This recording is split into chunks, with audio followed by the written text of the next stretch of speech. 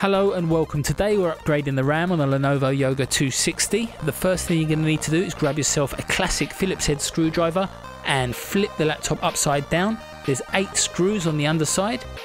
Unscrew them and then grab yourself a plastic spudger. You might even need 2. Find yourself a gap in between the back case and the main case of the laptop. Insert the spudger and just gently prise the casing away.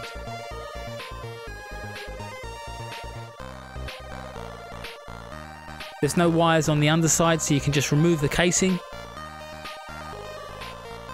Locate the RAM module. It's got 2 silver pins on the left and right hand side of the module.